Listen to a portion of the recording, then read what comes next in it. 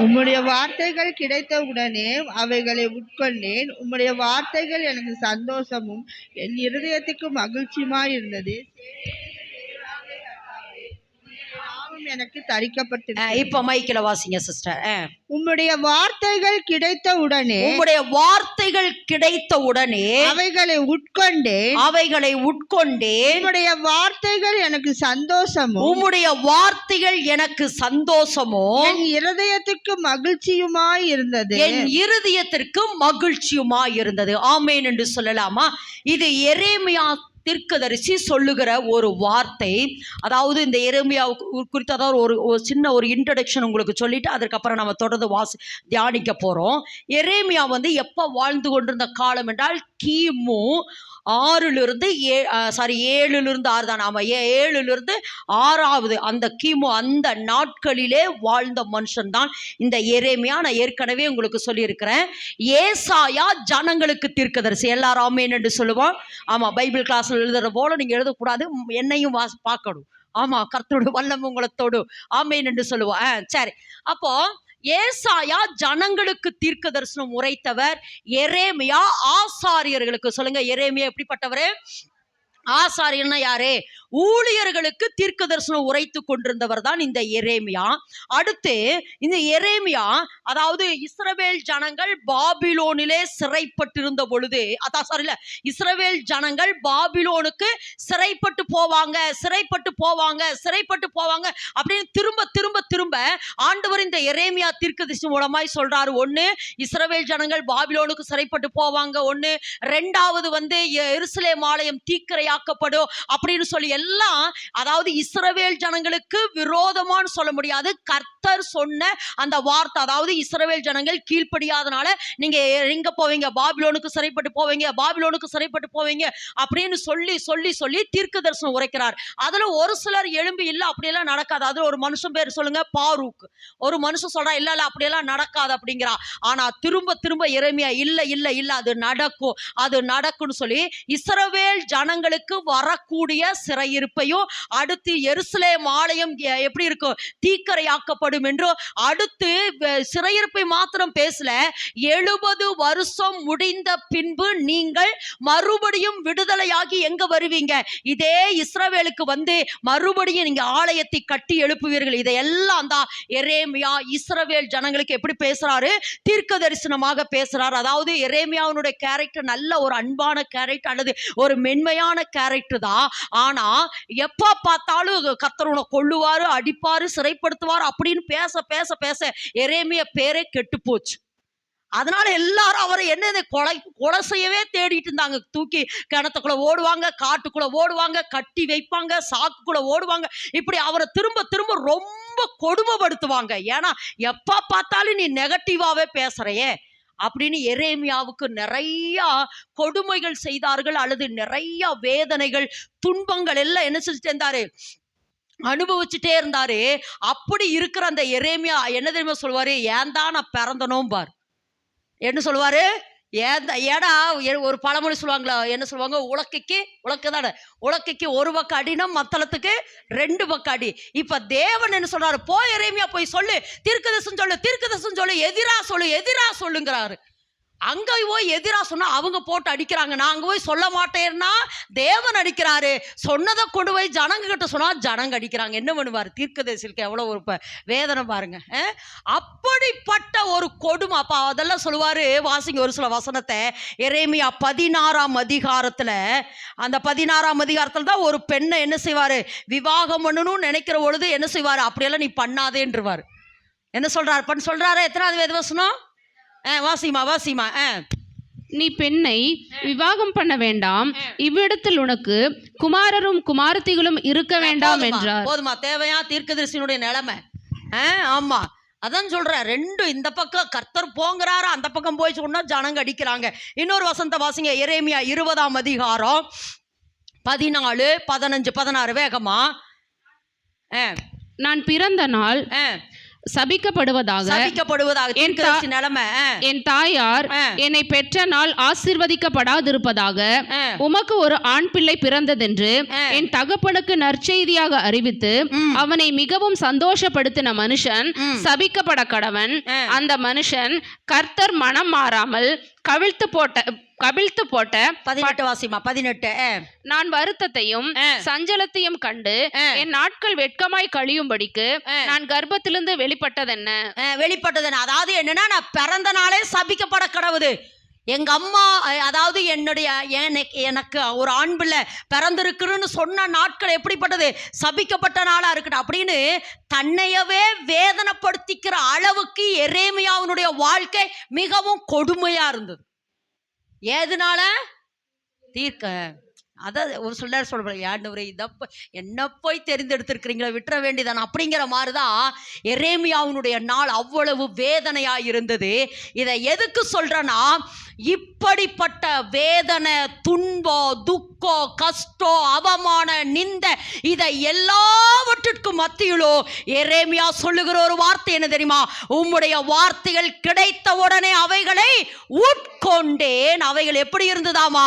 எனக்கு சந்தோஷமா இருந்தது, எனக்கு மகிழ்ச்சியா இருந்தது. அதாவது உலக மனுஷன் என்ன வேணாலும் சொல்லிட்டு, எப்படியாமா உலக மனுஷன் என்ன வேணாலும் சொல்லட்டு, ஆனா உம்முடைய வார்த்தைகள், சொல்லுங்க இன்னைக்கு தேவன் நம்மளோடு பேசுற வார்த்தையினுடைய தலைப்பு, உம்முடைய வார்த்தையினுடைய வல்லமை இனிய வாழ்க்கையில வெளிப்படணும். எல்லாரும் ஆமென் என்று சொல்லுவா.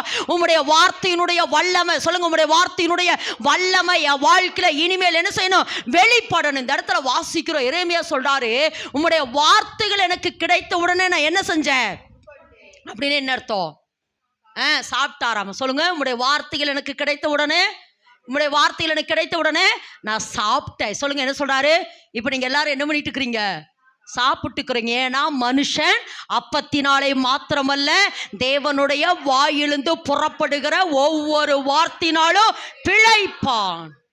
ஆமென் என்று சொல்லலாமா? அப்போ உம்முடைய வார்த்தைகள் கிடைத்த உடனே நான் என்ன செஞ்சேன்? அவைகளை உட்கொண்ட. அது எப்படி இருந்ததாமா? என் மனதில் எப்படி இருந்தாமா? சந்தோஷமும் மகிழ்ச்சி. அப்படின்னா என்னன்னா, இது எப்படி சொல்லலாம்னா, உம்முடைய வார்த்தைகள், அதாவது இப்போ வந்து நமக்கு ஒரு தேனு, அது எப்படி ஒரு சாக்லேட் கொடுக்குறாங்கன்னா அது அப்படியே டக்குன்னு போட்டு முழுங்கிருவோமா? என்ன பண்ணுவோம்? அப்படியே சப்பி சப்பி சப்பி அதில் ஒவ்வொரு சாறை அப்படியே ருசிச்சு. இதை எதுக்கு சொல்கிறேன்னா, இது எனக்கு எப்படி இருந்தது? மகிழ்ச்சி. சொல்லுங்க, எப்படி இருந்ததாமா? மகிழ்ச்சி. இன்னொன்று சொல்கிறாரு, சந்தோஷம். சொல்லுங்க.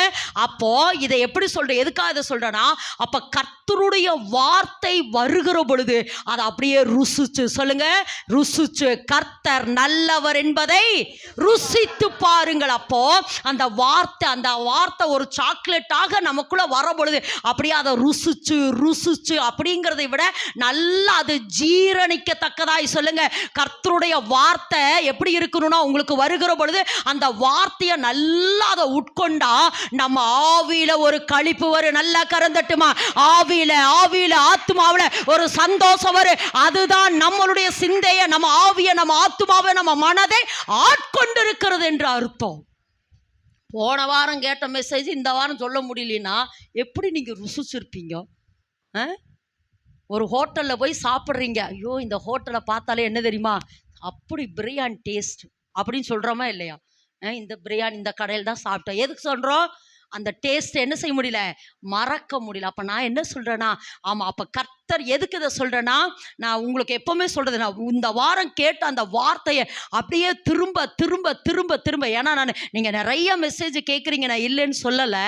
ஆனால் என்னன்னா, ஒரு சில வேர்டுகள் கர்த்தர் நம்மளை நேருக்கு நேர், அருணோதயம் உங்களை சந்தித்திருக்கிறதுங்க வார்த்தையின்படி நேருக்கு நேர் பேசுகிற மாதிரி இருக்கும். அந்த வார்த்தையில என்ன செய்யவே கூடாது, விடவே கூடாது. அப்ப இந்த இடத்துல வாசிக்கிறோம், எரேமியா சொல்றாரு, உம்முடைய வார்த்தைகள் எனக்கு கிடைத்த உடனே என்ன செஞ்சேன்? அவைகளை என்ன செஞ்சேன்? நான் உட்கொண்டேன். என்ன சொல்றாரு? அவைகளை நான் உட்கொண்டேன். அவை என் மனதில் எப்படி இருந்தது? சந்தோஷமா இருந்தது, மகிழ்ச்சியா இருந்தது. அப்படின்னா என்ன அர்த்தம்னா, இதுல இன்னொரு ஆழமான ஒரு காரியத்தை சொல்லணும்னா, உலகத்துல எத்தனை போராட்டங்கள் இருந்தாலும் சொல்லுங்க, வாய்களை திறந்து. உலகத்துல எத்தனை பிரச்சனை போராட்டம், ஒருவேளை சூழ்நிலை போராட்டம், கடன் பிரச்சனை போராட்டம், வியாதியினுடைய போராட்டம், மனிதர்களுடைய போராட்டம், ஒருவேளை குடும்ப போராட்டம், கணவன் போராட்டம், மனைவி போராட்டம், பிள்ளை போராட்டம், ஃபைனான்ஸ் போராட்டம், சரீரம், என்ன போராட்டமா இருந்தாலும் சரி, நானும் தேவனும் இணைகிறது. எல்லாரும் என்னன்னு சொல்லுவா, நானும் எனக்கும் என் தேவனுக்கு இருக்கிற கனெக்ட். அதாவது அந்த வார்த்தையை எரேமியா எவ்வளவோ வெளியில பிரச்சனைகளை சந்தித்தாலும் கர்த்தருடைய வார்த்தையை வாங்குகிறதுல, கர்த்தருடைய வார்த்தையை உட்கொள்ளுகிறதுல, கர்த்தருடைய வார்த்தையை சாப்பிடுகிறதுல குறைவே வைக்கலன்னு சொல்ல வர. எல்லாரும் கறந்துட்டுவாமா, எல்லாரும் கறந்துட்டு. அப்போ என்ன பிரச்சனை வெளியா இருந்தாலும் சரிமா, என்ன பிரச்சனைகள் நம்மளை சுத்தி நடந்தாலும் கர்த்தரோடு கூட பேசுற நேரங்கள், அல்லது கர்த்தர் என்ன பேச போறார், கர்த்தர் என்ன பேசுறார், இன்னைக்கு என்ன பேசுவார், இன்னைக்கு என்ன பேசுவார். ஆனா அந்த ஒரு அனுபவத்துக்குள்ள நீங்க வரணும். எல்லாரும் என்று சொல்லுவோம். அந்த அனுபவத்துக்குள்ள அதாவது அதிகாலை எழும்புற பொழுது என்னடா அப்படின்னு சொல்லி எழும்பக்கூடாது. எதுக்கடா இந்த நாள் வந்துச்சு அப்படின்ட்டு இல்லை. தேவ சமூகத்தில் வந்து உட்கார்ந்து இன்னைக்கு கர்த்தர் என்ன பேசுவார், என்னோட என்ன பேசுவார், எதை பேசுவார், எதை குறித்து பேசுவார். ஏன்னா நான் அப்படியே ஒரு சில நேரம் அப்படி உட்காருவேன், இன்னைக்கு அடுத்து என்ன, ஏன்னா இந்த வாரம் முடிஞ்சிச்சுன்னா அடுத்த வாரத்தில் என்ன ஆண்டு. ஏன்னா நானே ரொம்ப எதிர்பார்ப்போடு தான் இருப்பேன். ஆமாம், நானே எதிர்பார்த்தேன். ஏன்னா உங்களுக்கு பேசுறதா எனக்கும், ஆமாம், அதனால வந்து அது எனக்கும் ஆசீர்வாதமாக மாறணும். ஆண்டவரே அடுத்து என்ன பேசுறீங்க, அடுத்து என்ன. அப்போ நான் இதை எதுக்கு சொல்றேன்னா, பக்கத்தில் கருத்தை பிடிங்கள, வெளியில் எத்தனை பிரச்சனையாகட்டும், வெளியில் எத்தனை பிரச்சனைகளாக இருந்தாலும் நீங்கள் தேவனோடு பேசுகிற வார்த்தைகள் அல்லது தேவன் உங்களோடு பேசுறது என்ன செய்யவே கூடாது, கட்டாகவே கூடாதுங்கிற.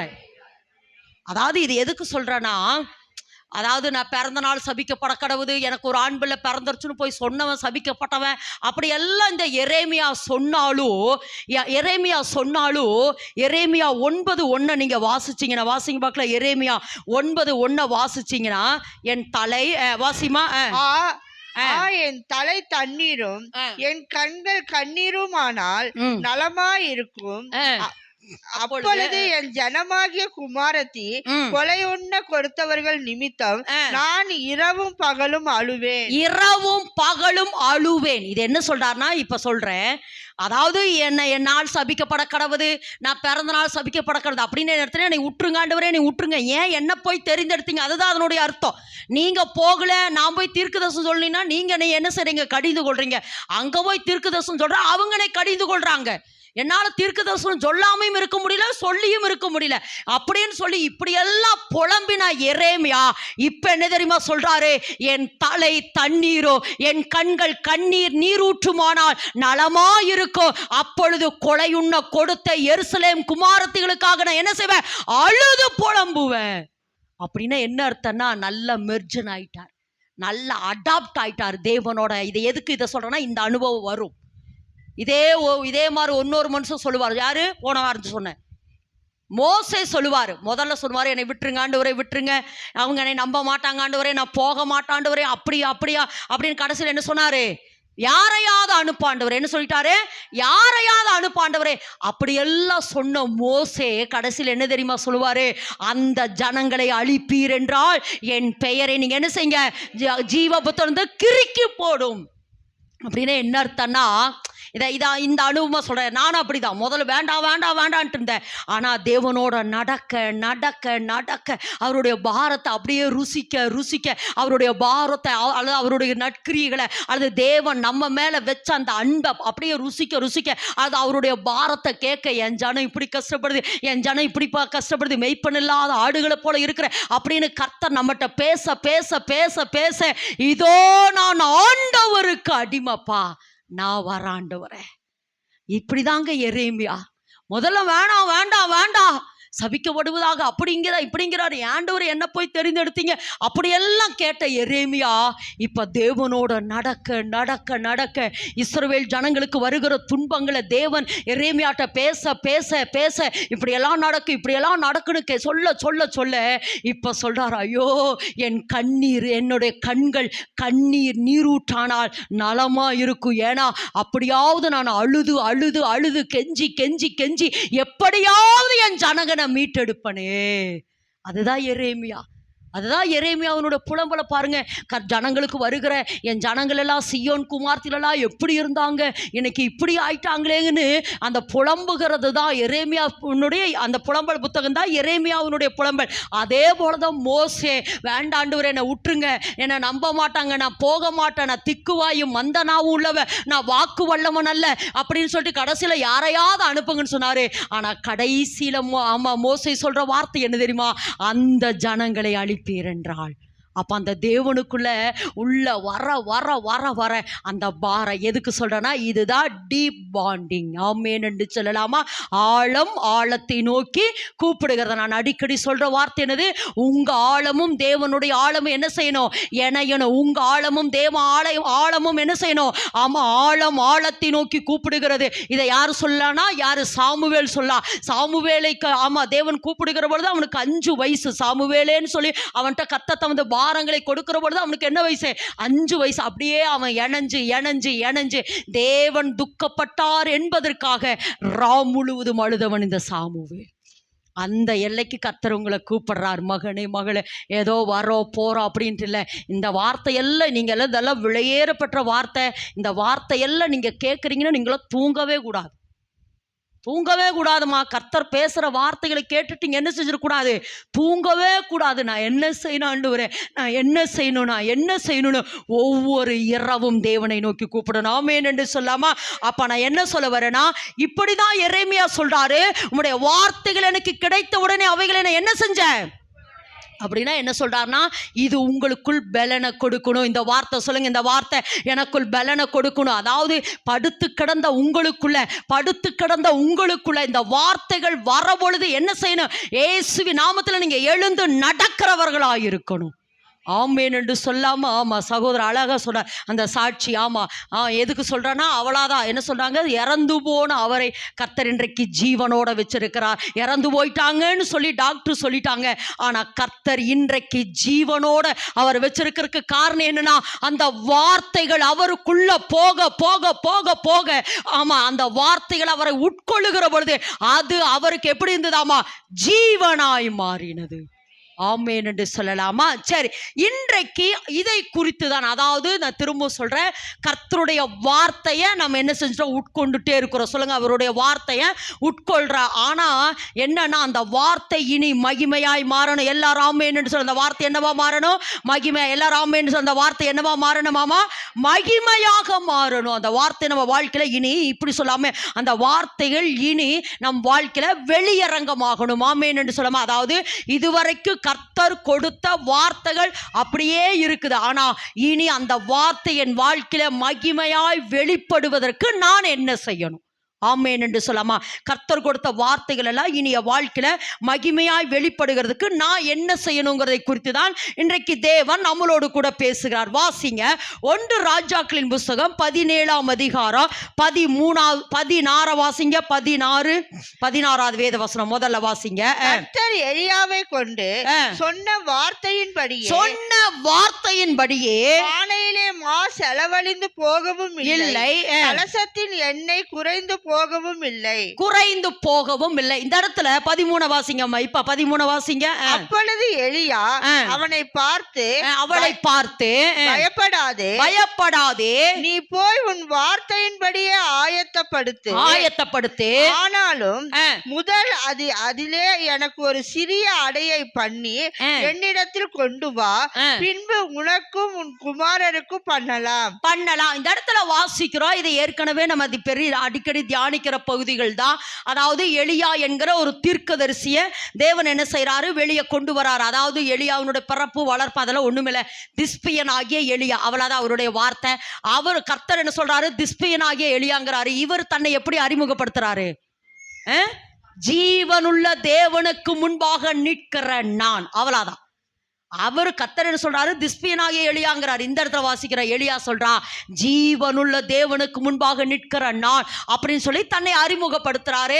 அப்படி இருக்கிற பொழுது, ஏன்னா கர்த்தர் நல்ல விளங்கிங்க, இந்த இடத்துல நான் இப்ப இந்த இடத்துல நம்ம ரெண்டு பேராகவும் செயல்பட பழகிக்கணும். ஒண்ணு எலியாவாகவும் நிக்கணும். சொல்லுங்க, எலியாவாகவும் நிக்கணும். 2வது ஸ்திரீயாகவும் நிற்கணும். அதாவது எலியாவாகவும் நின்று செயல்படணும், ஸ்திரீயாகவும் நின்று அற்புதத்தை வாங்கணும். ஆமென் என்று சொல்ல இப்படி சொல்லாம எலியாவாக நின்று நான் வார்த்தையை பேசணும், ஸ்திரீயாகவும் நின்று அந்த வார்த்தையில் இருக்கிற அற்புதத்தை நான் பெற்றுக்கொள்ளணும். ஆமென் என்று சொல்லாமா.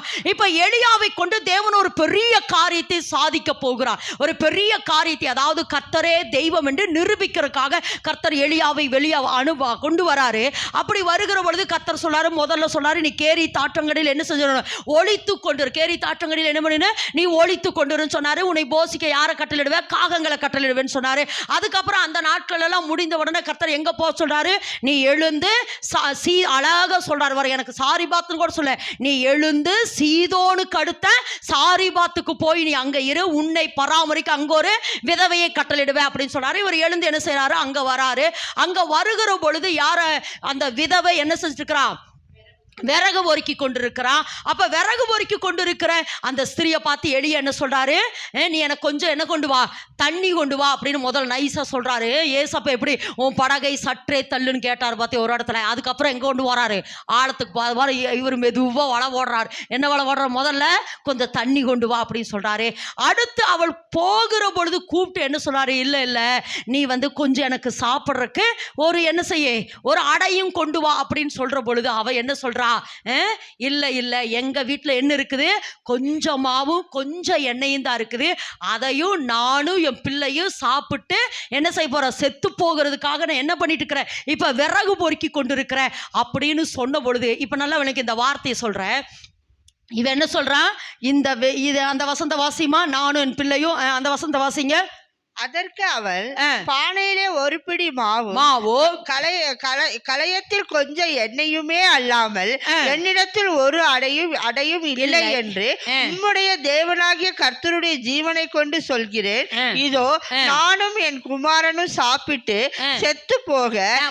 என்னவாமா, எதுக்காமா, நல்லா அந்த வார்த்தை சொல்லுங்க, என்னவாமா, நல்ல வார்த்தை சொல்லுங்க, என்னவாமா, செத்து போக. நானும் என் பிள்ளை எல்லாரும் சாப்பாடு சாப்பிட்டு என்னவாங்க, பிழைப்பாங்க. ஆனா இவரையில சொல்றான், நானும் என் பிள்ளை அப்படின்னா அதனுடைய அர்த்தம் என்னன்னா, எவ்வளோ நாள் அந்த பலன் இருக்குமோ அவ்வளோ நாள் இருக்கட்டும், அதுக்கப்புறம் செத்து போயிடும். அதெல்லாம் அதனுடைய அர்த்தம். ஆனா இவ சொல்றது என்ன தெரியுமா, நானும் என் பிள்ளையும் செத்து போக அப்படின்னு இவ சொல்றா. அடுத்து எலியா என்ன தெரியுமா சொல்றாரு, நீ சொன்ன வார்த்தையின்படியே.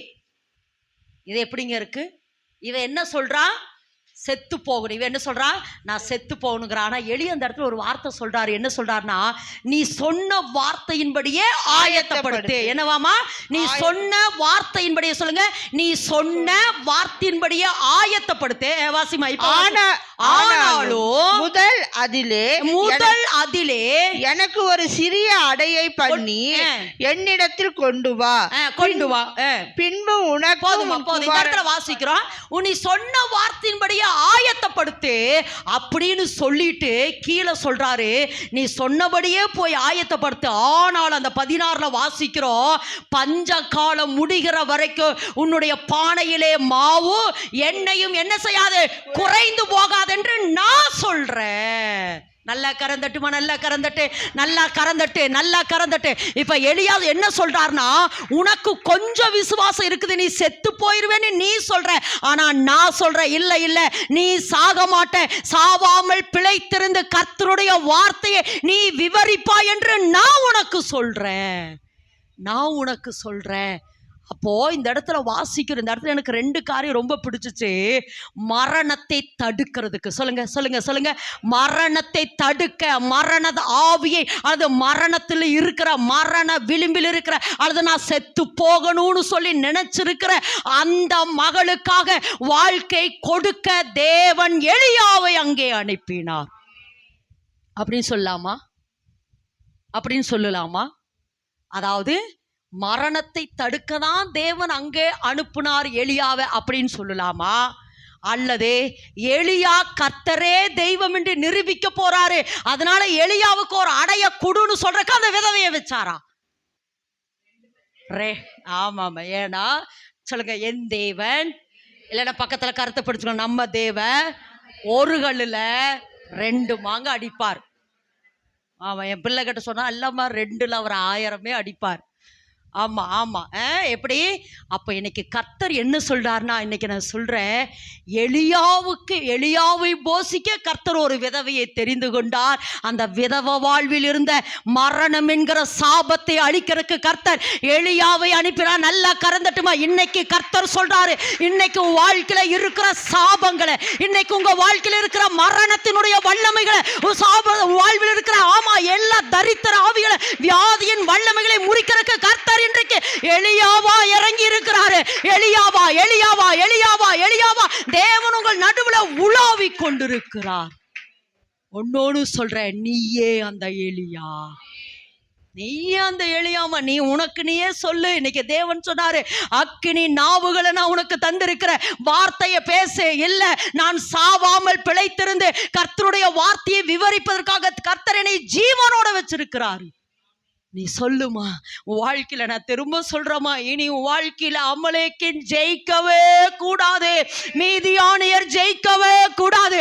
ஏனெனில் உலகத்தில் இருக்கிறவனை காட்டிலும் உனக்குள் இருக்கிற தேவன் பெரியவர். பெரிய நல்ல கரந்தட்டு, நல்ல நல்ல நல்ல கரந்தட்டுங்க, நல்ல கரந்தட்டு. கர்த்தர் உண்மையில் இறங்குகிறார். ஆமென் என்று சொல்லலாமா? நெற்றிதேயோ அப்படியே நான் பேசிட்டு இருக்கிறேன், எனக்கு ஒரு சம்பவம் ஞாபகத்துக்கு வந்தது. அப்படின்னா, இந்த கொரோனாவுக்கு முன்னாடி நான் ஏற்கனவே சொல்லியிருக்கிறேன், ஆமாம், கிட்டத்தட்ட நம்மகிட்ட ஒரு 80 பெண்கள் இருந்தாங்க. அப்போ அது ஃபுல்லாக அதெல்லாம் சங்கிலி ஜெபம் போட்டு தான் நம்ம ஓயாமல் அந்த நாட்களில் ஜெபித்து கொண்டிருந்தோம். அப்போது ஒரு சம்பவம் எனக்கு ரொம்ப நாள் ஆச்சு. ஆனாலும் நேற்று தினத்தில் கர்த்தர் இந்த காரியத்தை எனக்கு உணர்த்தினார். நம்ம எப்போவுமே அந்த பெண்கள் ஜெபம் அல்லது அது பேர் அபிகாயில் ஜெபம். ஆமாம், அபிகாயில் ஜெபம் 4வது வாரம் தான் நடத்துவோம். எப்போவுமே ஒவ்வொரு புதன்கிழமையும் 4வது புதன்கிழமை, ஆமாம், 4வது ஒவ்வொரு மாதமும் 4வது புதன்கிழமை இந்த அபிகாயில் ஜெபம் நடக்கும். அப்போ ஒரு வாரத்துல என்னையவே அறியாம 3வது வாரம் இந்த அபிகாயில் ஜெபத்தை நான் ஆயத்தப்படுத்துறேன். அப்ப ஆமா, கர்த்தருடைய கிருபையில ஜாய்சக்கா இப்ப எல்லாருக்கும் கூப்பிட்டு உங்களுக்கு சொல்றாங்க. ஆனா அன்னைக்கு நான் தான் சொல்லுவேன்.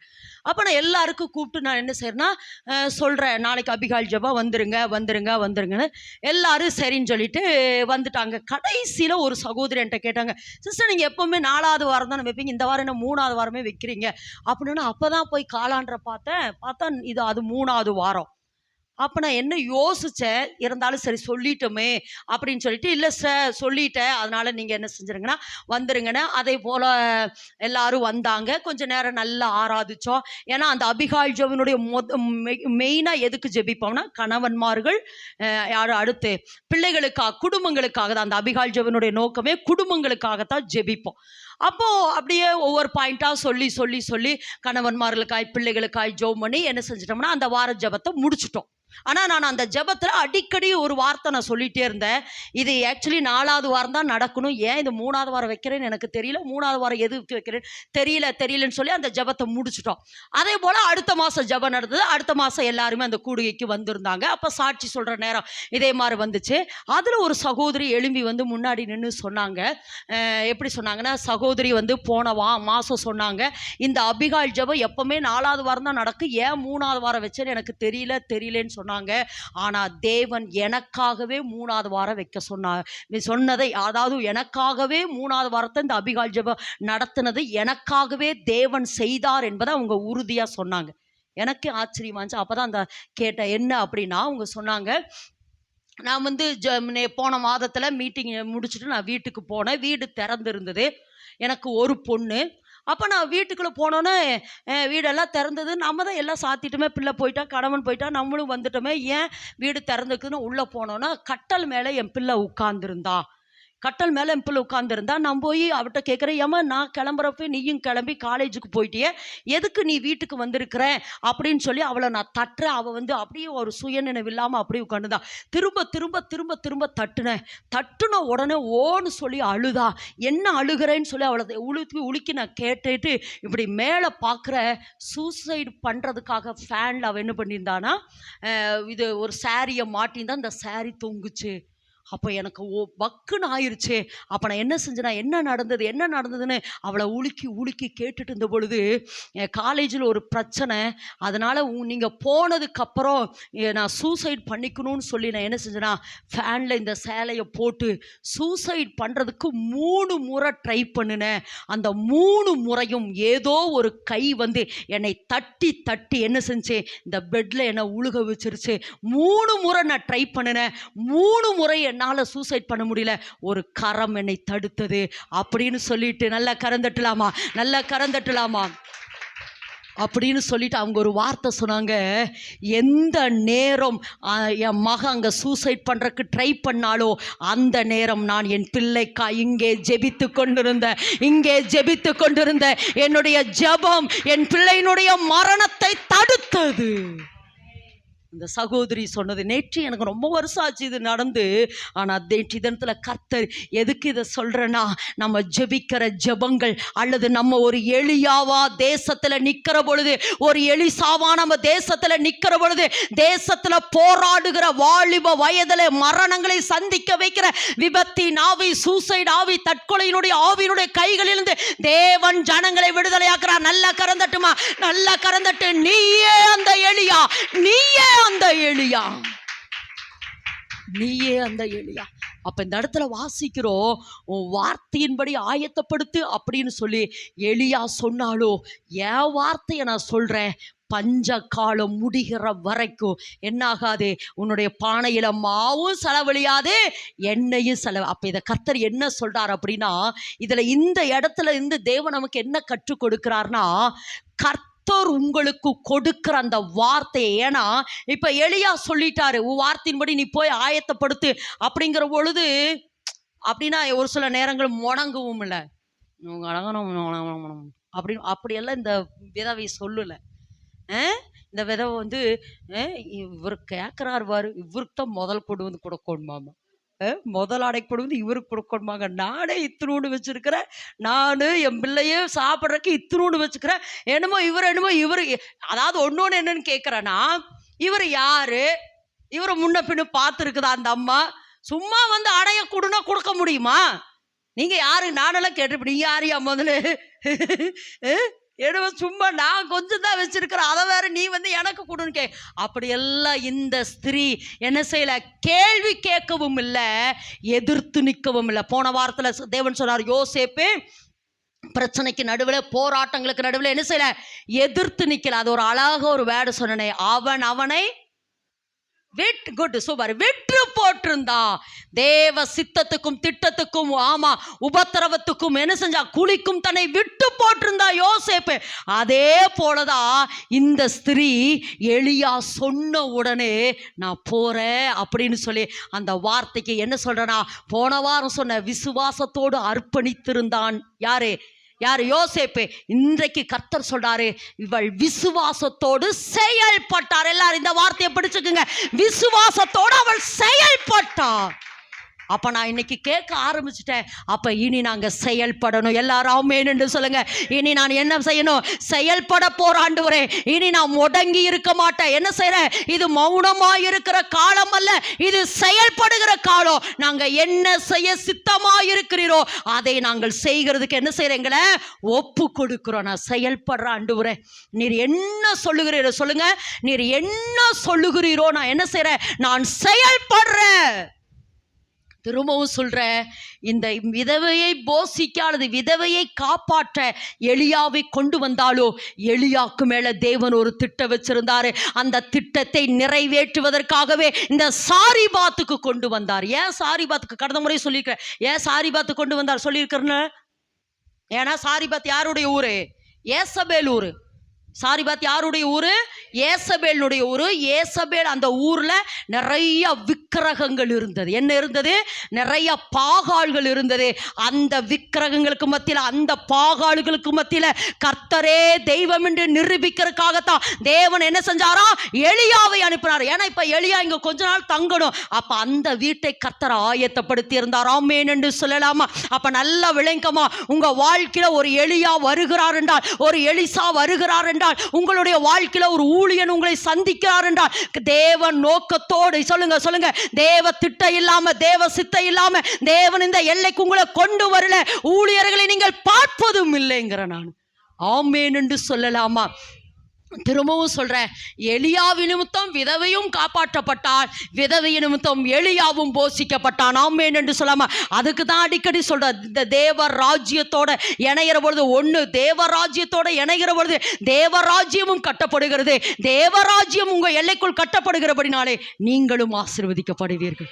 ஆமேன் என்று சொல்ல திரும்பவும் சொல்ற, ஒரு கல்லுல 2 மாங்காதான். கர்த்தர் அப்படிதான் செய்வார். ஒரு ஏதேச்சியா, ஏனெனில் வேதத்துல வாசிக்கிறோம், போவாசனுடைய வயலுக்கு ரூத்து போனதுக்கு ஒரு முகாந்தரம் இருந்தது. போவாஸ் ரூத்தை பார்த்து சொல்றா, என்ன செய்ய, பயப்படாத மகளே, நான் உனக்கு வேண்டியதெல்லாம் செய்யறேன், பயப்படாத மகளே, வேண்டியதெல்லாம் செய்யறேன்னு சொன்ன போவாசே தன்னையவே ரூத்துக்கு கொடுத்திருந்தாள். எல்லாரும் என்று சொல்லாமா? அப்ப இன்னைக்கு கர்த்தர் சொல்றாரு, நீங்க ஒரு வயல்ல இருக்கிறீங்க என்றால், நீங்க ஒரு ஊழியத்துல இருக்கிறீர்கள், நீங்கள் தேவ ராஜ்யத்துல இருக்கிறீர்கள் என்றால், தேவன் ஒரு முகாந்தரத்தோட தாம உங்களை வச்சிருக்கிறார். ஆமேன் என்று சொல்லலாமா? ஆமேன் என்று சொல்லாமா? ஒன்னொன்று சொல்லிட்டா, நாமும் தேவனை, இப்ப எதுக்கு சொல்றேன்னா, வானத்திலும் பூமியிலும் சகல அதிகாரம் எனக்கு கொடுக்கப்பட்டிருக்குது அப்படின்னு சொல்லி அவர் எப்பவோ மீட்டிருக்கலாமே. ஏன் இன்னும் மீட்டெடுக்காம இருக்கிறாரு? நீங்க இன்னும் இணையல அவரோட, அல்லது நானும் இன்னும் அவரோட என்ன செய்யல, இணையல. நானும் அவர், ஏன்னா அதாவது இந்த பூமியை தேவன் முதல்ல யாரு கையில கொடுத்திருந்தாரு? மனுபுத்திரன் கையில, மனுஷன் கையில, அல்லது ஆதாம் கையில, அல்லது மனுஷர்களுடைய கையில தான் தேவன் கொடுத்திருந்தார். அப்போ மனுஷனை யார் கையில கொடுத்துட்டான்?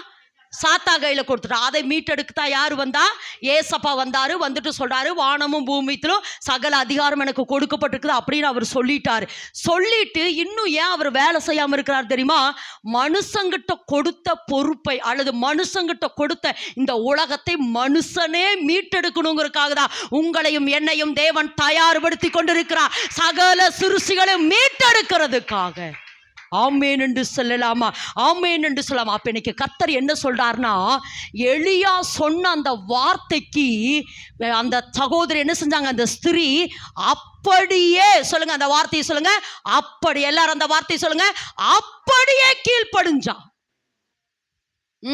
இல்லைன்னா இந்த யாரு அனனியா சப்பீரால போல ஒரு பங்கு கொண்டு வந்து மறைச்சு வச்சுட்டு அப்படியெல்லாம் இல்லை. அவன் என்ன முதல் அடையை கொண்டு வந்து யாருக்கு கொடுத்தா? எலியாவுக்கு கொடுத்தா. இதை எதுக்கு சொல்றேனா, அப்போ கர்த்தர் யாருடைய வாழ்க்கையில, அந்த விதவையினுடைய வாழ்க்கையில, அந்த சகோதரனுடைய வாழ்க்கையிலே அற்புதத்தை செய்கிறதுக்கு ஒரே காரணம், அவள் விசுவாசத்தோடு கீழ்ப்படிந்தாள். எல்லாரும் ஆமென் என்று சொல்லுவா. அவள் விசுவாசத்தோடு, நல்லா சொல்லுங்க, விசுவாசத்தோட, நல்லா அந்த வார்த்தை சொல்லுங்க, விசுவாசத்தோட கீழ்ப்படிந்தாள். கடந்த வாரம் சொன்னாரு, விசுவாசத்தோட யோசிப்பு அர்ப்பணித்திருந்தபடினால சகல தேசத்தார அவனிடத்துல ஆகாரம் கொள்ள வந்தாங்க.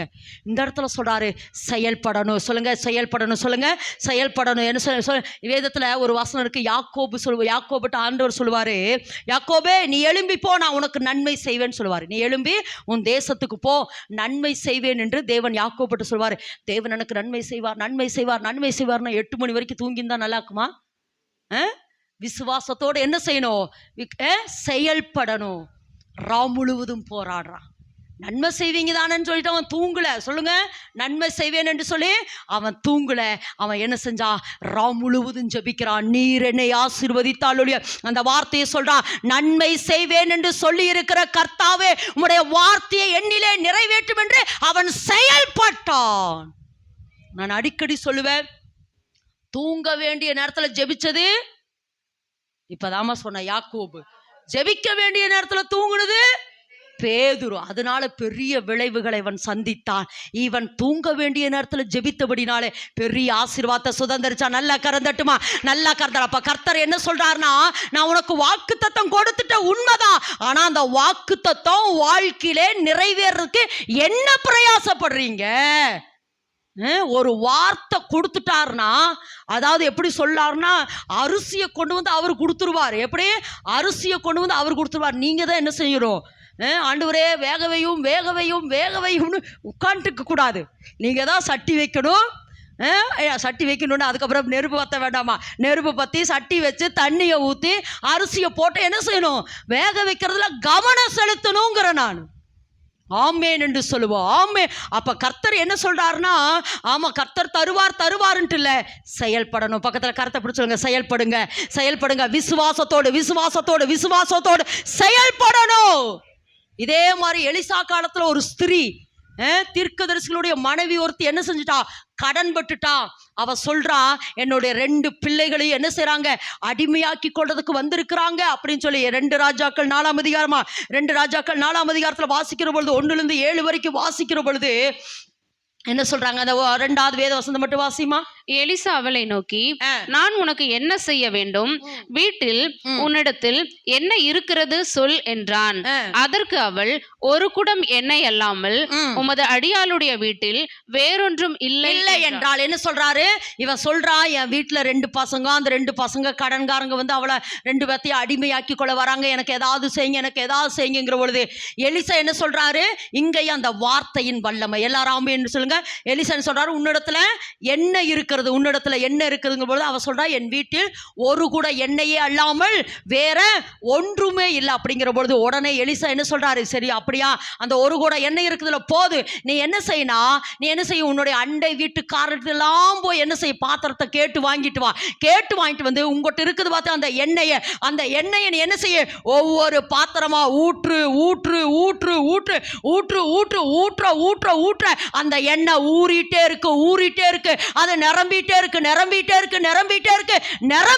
இருக்கு. இந்த அம்மாவுக்கு ஒரு கஷ்டம் பாருங்க. இன்னும் ஒரு 10 வீட்டு பாத்திரத்தையாவது வாங்கி கொண்டு வந்து வச்சிருக்கலாமല്ലോ. 10 வீட்டு, ஏன்னா நமக்கு எப்பவுமே போதுங்கிற மனது வராதுல்ல, இந்த அம்மாவுக்கு வந்துருச்சு. போது ஒருவேளை கஷ்டப்பட்டிருக்க மனது ஓடி போய். இன்னொன்று, இவ வந்து ஏற்கனவே கடங்காரி, இந்த அம்மா வந்து ஏற்கனவே கடன் பட்டுது. போய் பக்கத்து வீட்டில் போய், எங்க உங்கள் பாத்திரம், இந்த பையனை தானே அனுப்புறேன்னு வச்சுக்கோ, ஏம்மா கொஞ்சம் உங்கள் பாத்திரத்தை கொடுக்கணுன்னு என்ன அவங்க யோசிச்சிருப்பாங்க. இந்த அம்மா ஏற்கனவே கடங்காரம்மா, ஒருவேளை இந்த பாத்திரத்தை விற்று சாப்பிட்ற கேட்குதோ அப்படின்னு ஒரு கொஸ்டின் மார்க் நிச்சயமா வந்திருக்கும். ஆனாலும் எலிசா சொன்ன வார்த்தை, எல்லாரும் என்னன்னு சொல்லமா, எலிசா சொன்ன அந்த வார்த்தை, இந்த அம்மா போதும் இனி பாத்திரம் இல்லை என்று சொல்லுகிற வரைக்கும், நல்லா கறந்தட்டு போதும் இனி எனக்கு பாத்திரம் இல்லைன்னு சொல்ற வரைக்கும் அந்த எண்ணெய் வந்துட்டேன்ச்சு. உங்களை பார்த்து கேட்குற, உங்ககிட்ட என்ன இருக்கு? என்ன கரெக்ட், தேங்க்யூ. வார்த்தை குட். நான் சொல்லிட்டா, வாய் இருக்கு. உங்ககிட்ட என்ன இருக்கு? ஆமா, இயேசுவின் நாமத்துல வரவழைக்கிற. சொல்லுங்க, ஆமா, இயேசுவின் நாமத்துல வரவழைக்கிற. இயேசுவின் நாமத்துல எனக்கு வேண்டியது எல்லாம். ஆமா, இயேசுவின் நாமத்துல, ஆமா, சந்தோஷம், சமாதானம், லட்சங்களை கோடிகள் எனக்கு வேண்டியதெல்லாம் சொல்லு.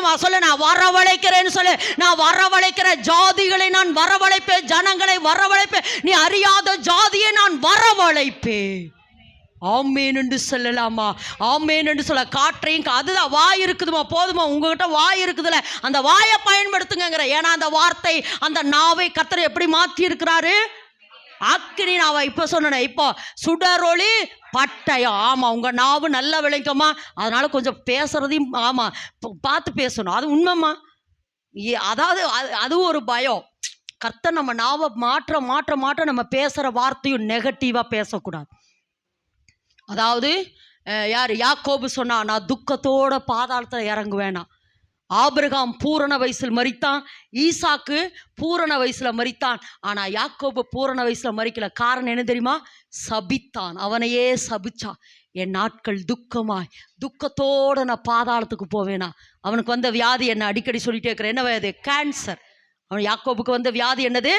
கேன்சர்னால அந்த துக்கத்தோட அந்த பாதாளத்தில் மரித்தான். இது எதுக்கு சொல்கிறேன்னா, ரொம்ப கவனமாக வாய் வார்த்தை நான் அடிக்கடி சொல்கிறேன். நம்மளுடைய நாவல தான் என்ன இருக்குது? ஜீவனும் இருக்குது, ஒன்னொன்று மரணமும் இருக்குது. விஷம் நாவல விஷம் இருக்கா? யாக்கோபுல இருக்குல்ல, நம்மளோட நாவல் இருக்குது. பாம்பின் விஷம் நம்மளுடைய நாவல் இருக்கு. விஷத்தை கக்குவான் பிசாசு. அதனால இந்த ஒரு சில நேரங்கள் இந்த பேடு வார்த்தைகள் பேசுகிற, கெட்ட வார்த்தை பேசுகிறவங்களுடைய கிட்டையெல்லாம் இயேசுவின் நாமத்தில், ஆமாம், அது கணவனாட்டும் மனைவியாட்டு பிள்ளையாட்டு சொல்லணும், நாவில் இருக்கிற விஷத்தை எடுக்கிறேன்னு சொல்லணும். நம்ம ஜெபிக்கணும். ஆமேன்னு சொல்ல. விஷத்தை அந்த நாவில் என்ன செய்கிற? அக்னியை போடுற. யாருடைய நாவில் அக்னி வந்தது? ஏசாயா நாவல தேவன் என்ன செஞ்சாரா? அக்கினியை போட்டார். அதனால்தான் அவன் ஜனங்களுக்கு தீர்க்க தரிசனம் உரைத்தார். ஆமென் என்று சொல்லாமா. அப்ப இன்னைக்கு தேவன் என்ன சொல்றாருன்னா, பேசுறது எப்படி இருக்கணும்? நம்மளுடைய நாவு சுடரொளி பட்டயா, அது சத்துருவை வெட்டுகிறதுக்கு மாத்திரம் நம்ம அதிகமாய் அதை யூஸ் பண்ணணும். அப்ப நம்ம கிட்ட என்ன இருக்குது? இன்னைக்கு நான் உங்ககிட்ட சொல்றேன், அந்த அம்மாட்ட ஒரு கூட எண்ணெய் இருந்துச்சு, உங்ககிட்ட என்ன இருக்குது? வாய் இருக்குது. சொல்லுங்க, வாய் இருக்குது. எனக்கு உங்களுக்கு உங்ககிட்ட என்ன இருக்குது? உன்னிடத்தில் என்ன இருக்கிறது? சொல்லுங்க, உன்னிடத்தில் என்ன இருக்கிறது? வாய். அந்த வாயில எதையெல்லாம் நீங்க பேசுறீங்களோ, மரணமும் ஜீவனும். ஜீவனை பேசு, ஜீவனை பேசு. ஆமா, நான் கடன்லயே சாக மாட்டேன், நான் கடன் வாங்காதிருப்பேன், மற்றவர்களுக்கு கடன் கொடுப்பேன், நான் இப்பொழுது இருக்கிறதை பார்க்கல 1000 மடங்கு. வசனத்துல ஜீவன் உண்டு, வசனத்துல ஆவி உண்டு. அந்த வசனமானது ஜீவனாயோ ஆவியாயோ இருக்கிறபடினா அது உங்களுக்குள் வேலை செய்யுங்கிற. ஆமென் என்று சொல்லலாமா? ஆமென் என்று சொல்லாமா? அதனால உங்க வாயில எதைத்தான் பேசணும்? வசனத்தை பேசுமா, வசனத்தை பேசு. 10 வார்த்தை பேசுனீங்கன்னா அந்த 10 வார்த்தையில ஒரு வார்த்தையா அது எப்படி இருக்கணும்? வசனமா இருக்கணும். ஆமென் என்று சொல்லாமா? ஏன்னா அந்த வசனத்துல ஜீவன் உண்டு, அந்த ஜீவன் வாழும். ஆமென் என்று சொல்லாமா? அந்த ஜீவன் என்ன பண்ணும்? வாழும். ஆமென் என்று சொல்லுவோம். ஆமென் என்று அப்ப இன்னைக்கு கர்த்தர் என்ன சொல்றாருன்னா, வார்த்தை. சொல்லுங்க, என்னவாமா? வார்த்தை. எலியாவினுடைய வார்த்தையின்படி அந்த ஸ்திரீ செயல்பட்டபடினாலே அவ வாழ்க்கையில மாற்றம் வந்துச்சு. எலிசாவினுடைய வார்த்தையின்படி இவள் செயல்பட்டபடினால, யாரு? இந்த ஸ்திரீ, கடன்பட்ட அந்த ஸ்திரீ, ஆமா, அந்த காரியத்தை செய்தபடினால அயல் வீட்டு பாத்திரத்தை எல்லாம் வாங்கி வாங்கி நிரப்ப அந்த இடத்துல வாசிக்கிறோம். அழகா சொல்லுவார் எலிசா, எனக்கு ரொம்ப பிடிச்சிச்சு. இவ கடன் தான் சொன்னான். ஒரு கீழே ஒரு வசனம் இருக்கு பாருங்க, வாசிமா, இதை நீ விற்று. அந்த வசனத்தை வாசிமா, இதை விற்று இருக்கா கீழே பாருங்க, எலிசா சாப்டர்ல.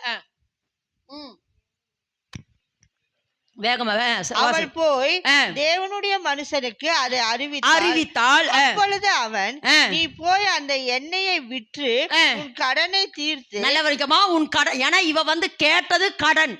அப்ப இப்ப என்ன சொல்லிருக்கணும்? கடனை தீர்த்து, அடுத்து மீந்ததை கொண்டு நீயும் உன் பிள்ளைகளும். அழகா சொல்றாரு பாருங்க, நீயும் உன் பிள்ளையும் ஜீவனம் பண்ணு, பழச்சுக்கோ. இதுதாங்க ஒரு தீர்க்கதரிசி, கர்த்தருடைய தீர்க்கதரிசி. அதாவது நீ சாவவே கூடாதுமா. நான் ஒன்று அந்த வார்த்தையை உங்கள் மேலே இன்னைக்கு நான் சொல்கிறேன்.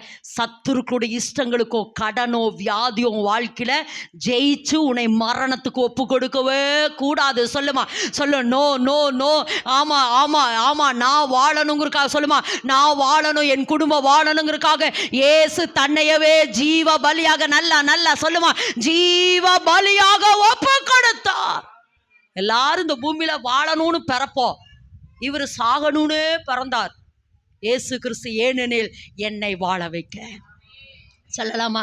என்னை வாழ வைக்க. ஆமென் என்று சொல்லாமா? அப்படி இப்படி நிறைய பேர் சொல்ல. அப்போ இன்னைக்கு தேவன் என்ன சொல்றாருன்னா, உங்களுக்கு வார்த்தையை மட்டும் வாங்கிட்டு உட்கார்ந்துக்காதீங்க, அந்த வார்த்தையை செயல்படுறதுக்கு நீங்க கேட்கணும். ஆண்டவரே, நான் என்ன செய்யணும்? இந்த வார்த்தையை சொன்னீரே, நீரன்ட்ட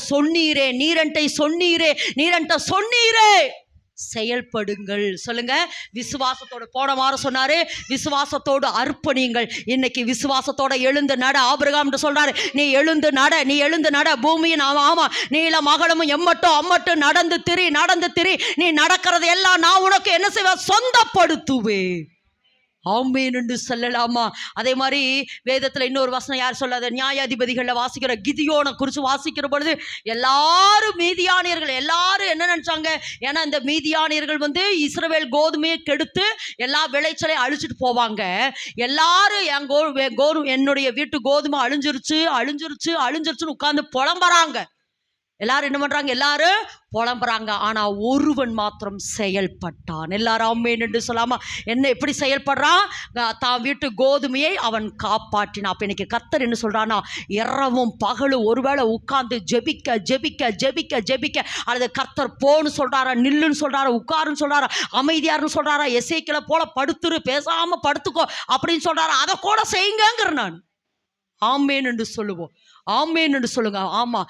அப்ப கர்த்தர் இன்னைக்கு என்ன சொல்றானா, நீ விசுவாசத்தோட செயல்படணும். சும்மா வார்த்தையை பாருங்க, வருஷம் வாக்குத்தத்த அட்டையை வாங்கி வீட்டுக்குள்ள அடுக்கி தான் வச்சிருக்கிறோம். வீட்டுக்குள்ள என்ன பண்ணிருக்கிறோம்? அடுக்கி வச்சிருக்கிறோம். இந்த வருஷம் வாக்குத்தத்தம் என்னன்னு கேட்டு பாருங்களேன், அவங்களே மறந்துருப்பாங்க. ஒரு பக்கம் கேளுங்க, உங்க இந்த வருஷம் வாக்குத்தத்தம் என்ன? நீங்களே மறந்தீங்கன்னா அவர் எப்படிப்பா உங்களுக்கு நினைப்படுவார். எதுக்கு சொல்கிறேன்னா, ஆண்டவர் இப்படி சொன்னீரே இதை எனக்கு நிறைவேற்று, இது என் வாழ்க்கையில நிறைவேறணும். ஆமேன் என்று சொல்லலாமா? சரி, அப்போ இன்னைக்கு கர்த்தர் என்ன சொல்றாருன்னா, விசுவாசத்தோட நீங்க என்ன செய்யணும்? ஆமா, திரும்ப சொல்றேன். எரேமியா சொல்றாரு, உங்களுடைய வார்த்தைகள் கிடைத்த உடனே நான் அவைகளை என்ன செஞ்சேன்? உட்கொண்டேன். அப்போ உட்கொண்டது மாத்திரமல்ல, செயல்படுறார். கர்த்தர் என்ன சொல்றாரு அதை செயல்படுறார். அப்போ இன்னைக்கு கர்த்தர் என்ன சொல்றாருன்னா, உங்க வார்த்தைகள் கர்த்தர் இன்றைக்கு உங்களோடு கூட பேசுற வார்த்தை அல்லது வாக்குத்தத்தமாய் பேசுற வார்த்தை. நான் திரும்ப சொல்றேன், ஒரு வார்த்தை உங்களுக்கு தேவன் பேசுற பொழுது, நீங்க ஜெபிக்கிற பொழுது தேவன் ஒரு வார்த்தை கொடுத்தானா அந்த வார்த்தையை திரும்ப நீங்க என்ன செய்யணும்? அந்நிய பாஷையில ஜெபிக்கணும், அந்நிய பாஷை பேசணும் அந்த வார்த்தையை. அதனால தான் சொல்றேன், நம்மளை ராஜாவாகவும் ஆசாரியனாகவும். ராஜானா கட்டளை கொடுக்கிறது, ஆசாரியன் என்றால் மன்றாடுது. ஒரு பக்கம் ஆண்டவரே இதை நிறைவேற்றுன்னு சொல்லணும். ஏன்னா ஏசப்பா ஒரு பக்கம் தூங்கிட்டு இருந்தாரு, எல்லாம் போய் அவரை எழுப்புறாங்க, எந்திரிங்கன்னு. எந்திரிச்சோன்னு என்ன பண்ணாரு? எந்திரிச்சோன்னே காற்றையும் கடலையும் பார்த்து இறையாதே அமைதா. அப்ப கர்த்தர் என்ன சொன்னா, ஒரு பக்கம் ஜெபிமா, ஒரு பக்கம் கட்டளையிடு, ஒரு பக்கம் ஜெபி, ஒரு பக்கம் கட்டளையிடு. இயேசுவின் நாமத்துல பிசாசை எல்லைக்குள்ள வராது, இது நடக்கட்டும், இது வரட்டும், ஆண்டவரே இது நிற்கட்டும், இயேசுவின் நாமத்துல நான் கட்டளை கொடுக்கிறேன்னு சொல்லு. ஏன்னா உங்களுடைய நாவை கர்த்தர் சுடரொளி பட்டயமாய் பயன்படுத்தி கொண்டிருக்கிறார். நீங்க தான் எலியாவை பார்த்து எலியா சொன்னாரு, வானம் அடைக்க சொன்ன பொழுது அது அப்படியே அடைத்தது. ஆமென் என்று சொல்லலாமா? ஆமென் என்று சொல்ல. அப்ப இன்னைக்கு கர்த்தர் சொல்றாருமா, விசுவாசத்தோட செயல்பட. முக்கியமான ஒரு பாயிண்ட். சரி, இன்னும் ஒன்று சொல்லுங்க. முதல், வார்த்தைகள் கிடைத்த உடனே அந்த வார்த்தைகளை விசுவாசத்தோட செயல்படணும். முக்கியமான ஒரு காரியம். வாசிங்க லூக்கா எழுதின சுவிசேஷம். இங்க ஒரு ஸ்திரிக்கு ஆண்டவருடைய வார்த்தை வருது. வாசிங்க லூக்கா எழுதின சுவிசேஷம் 1:38 வேகமா. அதற்கு மரியாள், இதோ நான் ஆண்டவருக்கு அடிமை, உம்முடைய வார்த்தையின்படி, வார்த்தையின்படியே. யாருக்கு? நல்லா சொல்லுங்க, யாருக்கு? மரியா சொல்ற. உம்முடைய சொல்லுங்க, உம்முடைய. நான் ஏற்கனவே இந்த பிரசங்கத்தை கொடுத்துருக்கிறேன். யாக்கோபுக்கு வார்த்தை வந்து முதல்ல எல்லாருக்கும் எடுத்த உடனே ஆண்டவர் காரை தூக்கி, வீட்டை தூக்கி, லட்சத்தை தூக்கி என்ன செய்யல? கொடுக்கல. முதல்ல எதை கொடுத்தாரு? வார்த்தை. ஆபிரகாமுக்கு வார்த்தை, ஈசாக்குக்கு வார்த்தை, அடுத்து யாரு? யாக்கோபுக்கு வார்த்தை, அடுத்து எல்லாருக்கும் வார்த்தை தான் முதல். ஆனா அந்த வார்த்தை அதான் ஒரு அரிசியாட்டம். அந்த வார்த்தை அரிசியா உங்க கையில கொடுத்துட்டாருன்னா நீங்க தான் என்ன செய்யணும்? சமைச்சு எல்லாருக்கும் கொடுக்கணும். சாப்பிடணும், எல்லாருக்கும் கொடுக்கணும். சமைச்சு என்ன பண்ணும்? எல்லாருக்கும் கொடுக்கணும். யோசேப்பு அதைத்தான் செஞ்சாரு. ஆமென் என்று சொல்லுவோம். அப்போ இன்னைக்கு கர்த்தர் என்ன சொல்றான்னு, இது யார் சொல்றா? மரியாள் சொல்றா. உம்முடைய வார்த்தையின்படியே சொல்லுங்க. உங்க வார்த்தை எல்லாரும் அந்த வார்த்தை சொல்லுங்க. உம்முடைய வார்த்தையின்படியே சொல்லுமா. உம்முடைய வார்த்தையின்படியே எனக்காக கெடுவது, உம்முடைய வார்த்தையின்படியே. அதாவது சாமுவேல் தான் நினைக்கிறேன், சாமுவேலோட, ஆமா, எல்கானா தானே, அண்ணாள் எல்கானா சொல்லுவா ஒரு இடத்துல. 1 சாமுவேல் 1:2 இருக்குன்னு நினைக்கிறேன். சாமுவேலை கொண்டு போய் அண்ணாள் ஆலயத்தில் போட்டுருவாரு. அப்போ எல்கானா கேட்பார், என்ன செய்கிற அப்படிங்கிற பொழுது, இல்லை நான் கர்த்தருக்கு பொருத்தனை பண்ணியிருந்தேன், அதனால சாமுவேலை கொண்டு வந்து ஆலயத்தில் போடுறேங்கிற பொழுது எல்கானா சொல்லுவாரு, அவருடைய வார்த்தையை அவனுடைய வாழ்க்கையில தேவன் நிறைவேற்றுவார். வார்த்தை மாத்திரம் நிறைவேறும். அப்ப இன்னைக்கு கர்த்தர் என்ன சொல்றாருமா, உன் வாழ்க்கையில வார்த்தை மாத்திரம் தான் நிறைவேறும். பிசாசு வாழ்க்கையில எழுதி இருக்கிற திட்டம், பிசாசு வாழ்க்கையில எழுதி இருக்கிறதான எதிரான காரியம், விபத்தின் ஆவி, தற்கொலையின் ஆவி, ஆமா, தரித்திர ஆவி, வியாதியின் ஆவி, மரண ஆவி ஒருபோது வாழ்க்கையில கிரியை செய்யாது. கர்த்தர் உன்னை குறித்து என்ன எழுதி இருக்கிறாரோ, கர்த்தர் உன்னை குறித்து என்ன சொல்லி இருக்கிறாரோ அது அப்படியே நடக்கும். பிசாசை நீ எல்லாம் பதற போனவன். சொல்லுங்க, பதரை போன்றவன். யாரு? பதரை போன்றவன். நீ நாசமாயிருவ. தேவன் என்னை குறித்து, ஏன்னா நான் அவருடையவள், நான் இயேசுவின் பிள்ளை. சொல்லுங்க, நான் இயேசுவின் பிள்ளை. எனக்கு எதிராய் மந்திரங்கள் இல்லை, எனக்கு விரோதமாய் குறி சொல்லுதல் இல்லை. நான் இயேசுவின் பிள்ளை. இந்த இடத்துல வாசிக்கிறோம், மரியாள் சொல்றா, உம்முடைய வார்த்தையின்படியே ஆக கடவுது. இப்ப மரியாளை தேவதூதன் என்ன செய்யறாரா? சந்திக்கிறாரு. நீ என்ன சொல்றாரு? கிருபை பெற்றவளே வாழ்க, கர்த்தர் உன்னுடனே இருக்கிறார். நீ என்ன செய்வ? நீ என்ன வார்த்தை சொல்றாரு? நீ ஸ்திரீகளுக்குள்ளே ஆசீர்வதிக்கப்பட்டவள் சொல்லிட்டு, நீ கர்ப்பவதியாகி ஒரு குமாரனை பெறுவ. என்ன சொல்றாரு? நீ கர்ப்பவதியாகி ஒரு குமாரனை பெறுவேன்னு சொல்லி பெரிய லிஸ்டே கொடுக்கிறார்.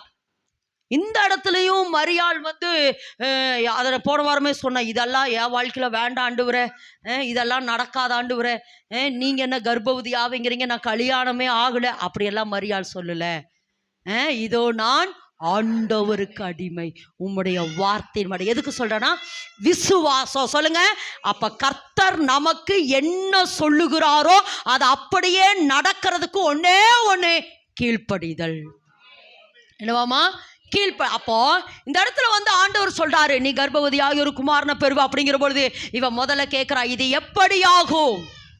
இது எப்படியாகும்? அந்த வசந்த வாசுங்க, பரிசுத்தாவியானவர் வாசிங்க அந்த வசனம். பரிசுத்தாவி உன்மேல் வரும். வேகமா.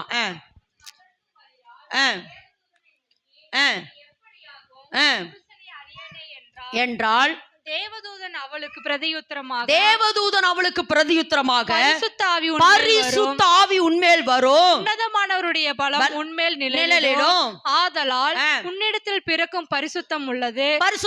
இந்த இடத்துல முக்கியமான வார்த்தை திரும்ப சொல்லுங்க. பரிசுத்தாவி உன்மேல் வரும். எல்லாரும் அந்த வசனத்தை வாசிங்க, எல்லாரும் சேர்ந்து வாசிங்க.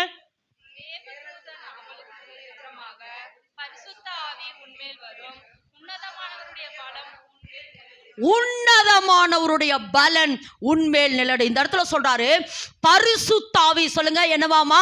அப்ப முதல்ல சொல்றாரு, அதாவது உங்களுக்கு கொடுத்த வார்த்தை நிறைவேற வேண்டும் என்றால் நீங்கள் விசுவாசத்தோட செயல்படணும். விசுவாசத்தோட. டீச்சர் கப்புடு பிடிச்சுக்குவாங்க எப்பவுமே. ஆமா, டீச்சர் அவங்க. அதனால ஆமா, விசுவாசத்தோட நீங்க என்ன செய்யணும்? செயல்படணும். ஆனா இந்த இடத்துல சொல்றாரு, வார்த்தை மேல வார்த்தை உனக்குள்ள நிறைவேறணும்னா, அல்லது அந்த வார்த்தை வெளியரங்கமாகணும்னா, அந்த வார்த்தை அற்புதமாய் மாறணும்னா உங்க மேல யார அசைவாட விடணும்? நல்லா சொல்லுமா, யார அசைவாட விடணும்? யார அசைவாட? பரிசுத்தாவி உன்மேல அசைவாட விடணும். அப்ப என்ன சொல்றாருன்னா, பரிசுத்த ஆவிக்குள்ள நிறைஞ்சு நீங்க பேசாம போய் ஜபரூம்ல உட்கார்ந்து, பரிசுத்தாவியானவரே என் மேல அசைவாடுங்க, பரிசுத்தாவியானவரே என் மேல அசைவாடுங்க. ஏன்னா இப்ப நமக்கு தெரிஞ்சது மாதிரி அந்த முட்டை மேல கோழி எந்த அளவுக்கு அசைவாடுது சொல்லுங்க. அந்த முட்டை மேல கோழி என்ன செய்து எந்த அளவுக்கு அசைவாடுதோ, அந்த முட்டைக்குள்ளிருந்து ஒரு கோழியை போன்ற சாயல் வெளிப்படுகிறது போல பரிசுத்தாவியானவர் என் மேல அசைவாட. சொல்லுங்க. இப்படி கையை வச்சு சொல்லுங்க, பரிசுத்தாவியானவர் என் மேல அசைவாட நான் தேவ சாயலா. சொல்லுமா, நான் தேவ சாயலா. அல்லது கர்த்தர் எனக்கு கொடுத்த வாக்குத்தத்தம், எனக்கு கொடுத்த வார்த்தை அப்படியே அற்புதங்களாக வெளிவரும். இதை விட எனக்கு ஆழமான ஒரு காரியத்தை சொல்லி கொடுத்தாரு. எனக்கு ரொம்ப ஆச்சரியமா இருந்துச்சு. இப்ப என்னன்னா, இவ கேட்கிறா, இது எப்படியாக ஆண்டவரே அப்படின்னு கேட்ட பொழுது இந்த இடத்துல சொல்றாரு, பரிசுத்தாவியானவர். அந்த வசந்த வாசிப்போம் மறுபடியும். பரிசுத்தாவி உன்மேல் வரும், உன்னதமாக அலர்ட்டாருமா, உன்னதமானவருடைய பலன். சொல்லுங்க, உன்னதமானவருடைய பலன். வாசிங்க இப்ப. பலம் உண்மையில் நிழலிடும், ஆதலால் உன்னிடத்தில் பிறக்கும் பரிசுத்தம் உள்ளது. மறுபடி வாசி அந்த வசந்த. தேவதூதன் அவளுக்கு பிரதியுத்தரமாக பரிசுத்த ஆவி உன்மேல் வரும், உன்னதமானவருடைய பலம். சொல்லுங்க இங்க சொல்றேன், உன்னதமா. எல்லாரும் அந்த வார்த்தை சொல்லுங்க, உன்னதமானவர். சொல்லுங்க, உன்னதமானவருடைய பலம் உன்மேல என்ன செய்யுமாமா? நிழலிடும். நல்லா சொல்லுங்க, என்னவேமா? நிழலிடு. அப்படின்னு என்ன அர்த்தம்னா, உச்சகட்ட அதிகாரம் அல்லது உச்சகட்ட வல்லமை. சொல்லுமா, உச்சகட்ட வல்லமை. உங்களுக்கு கொடுத்த வாக்குத்தத்தம் நிறைவேற வேண்டும் என்றால் ஒரு உச்சகட்ட வல்லமை, ஒரு உச்சகட்ட அதிகாரம் ஆமா உங்க மேல நிழலிடும். நிழல் என்றால் பிரசனம். சொல்லுங்க, நிழல் என்றால் பிரசனம், நிழல் என்றால் மேகம். அப்போ உச்சகட்ட பிரசனம். சொல்லுமா, கர்த்தர் உங்களுக்கு கொடுத்த வாக்குத்தத்தை நிறைவேறுகிறதுக்கு ஒரு உச்சகட்ட வல்லமை. நல்லா கரந்தட்டி ரிசீவ் பண்ணி சொல்லுங்க, உச்சகட்ட வல்லமை, உச்சகட்ட பவர், உச்சகட்ட ஆமா சொல்லுங்க, உச்சகட்ட வல்லமை, உச்சகட்ட ஒரு பிரசனம் என் மேல அந்த வாக்குத்தத்தை நிறைவேறி முடிகிற வரைக்கும், அந்த வார்த்தை நிறைவேறி முடிகிற வரைக்கும் எனக்கு கொடுத்த வல்லமை, எனக்கு கொடுத்த வாக்குத்தத்தை நிறைவேறி முடிகிற வரைக்கும். இதை விட இன்னொன்னு சொல்றேன், உச்சகட்ட அதிகாரமும் உச்சகட்ட பிரசனமும் இவன் மேல நிழலிட நிழலிட நிழலிட ஒரு இனப்பெருக்கத்தினுடைய உயிர் நல்லா ஒரு இனப்பெருக்கம் அப்ப கர்த்தர் சொல்றாருமா, உனக்கு கொடுத்த வாக்குத்தத்தம் உனக்குள்ள நிறைவேறுக. ஒரு இனப்பெருக்கம் உண்டாகுது, உனக்குள்ள ஒரு விருத்தி வருது, உனக்குள்ள ஒரு வளர்ச்சி வருது, உனக்குள்ள ஒரு growth வளர்ச்சி, இனப்பெருக்க அபிஷேகம், இனப்பெருக்கம். இனி பழுகி பெருகி பூமியை நிரப்புற தக்கதா இனப்பெருக்க வல்லமை உண்மை நிறைவேறும். கர்த்தர் சொல்றாருமா, இனப்பெருக்க அபிஷேகம், இனப்பெருக்க அபிஷேகம். நீ பெருகுவ. நீ இப்பொழுது இருக்கிறத பார்க்கணும், 1000 மடங்கு என் சகோதரியே, நீ கோடியாய் பெருகுவாயாக. எஸ் கையப்பிடிமா, பக்கத்துல கையப்பிடிச்சு சொல்லு. இனி இனப்பெருக்கம், இனி என் எல்லைக்குள்ள அப்படியே இருக்க மாட்டேன். 1 10 10 100 1000 கோடியாக. ஓ எஸ் பழுகி பெருகி பூமியை நிரப்புவேன். பழுகி பெருகி பூமியை நீ நிரப்புவேன். உன்னிடத்தில் சகல தேசத்தாரும் ஆகாரம் கொள்ளும்படியாய் உன்னிடத்தில் வரத்தக்கதாய் கர்த்தர் லட்சங்களை கோடிகளை அநேகர் உன்னிடத்துல வந்து கனியுள்ள மரம்.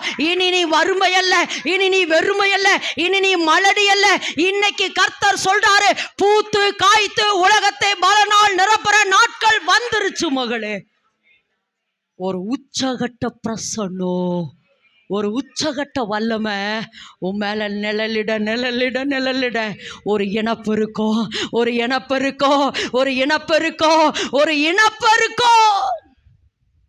ஆமென் என்று சொல்லலாமா?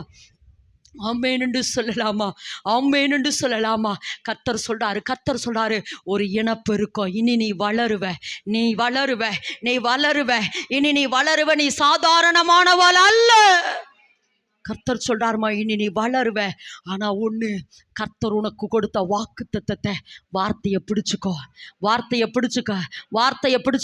இந்த வார்த்தை என்பது விதைக்கடையாளம். நல்லா சொல்லுங்க, வார்த்தை என்பது விதைக்கடையாளம். வார்த்தை விதை, நல்ல விளைங்க. வார்த்தை விதை. நான் ஆறு நல்லா பாக்குறேன். Yes, good, super. மண்ணு நல்லா கருதட்டுமா? நான் ஒரு மண்ணு. சொல்லுங்க, நான் ஒரு மண்ணு. விதை எனக்குள் வர விதை எனக்குள்ள வர நல்லா நான் வளருவேன் நல்லா. இனி நான் கனி கொடுப்பேன். நான் ஒரு மண்ணு.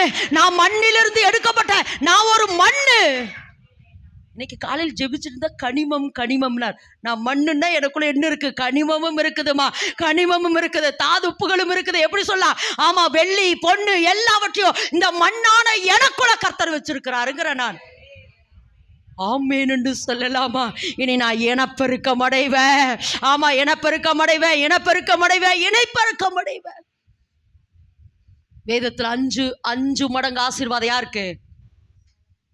பென்யமீன். 100 மடங்கு ஆசீர்வாதம் ஈசாக்கு. அடுத்து 1000 மடங்கு ஆசீர்வாதம் இஸ்ரவேல் ஜனங்களுக்கு. கோடி ஆசீர்வாதம் ரெபேக்காளுக்கு. நல்லா கறந்துட்டு நல்லா. இந்த 5 மடங்கு, 100 மடங்கு, 1000 மடங்கு நல்லா. ஆமா, ராகா தாடா ராபா தாடா ராபா லபா. இனி நான் இனப்பெருக்க. என் மேல ஆவியானவர் அசைவாடுறார். உச்சகட்ட வல்லமை. எனக்குள் அசைவாடுகிறார். ஆமென் என்று சொல்லலாமா? உச்சகட்ட வல்லமையோட தேவன் என் மேல அசைவாடுகிறபடினாலே நான் இனப்பெருக்கம் அடைவேன். நான் ஏற்கனவே சொல்லியிருக்கிறேன், அசூசா தெருவனுடைய எழுப்புதல்.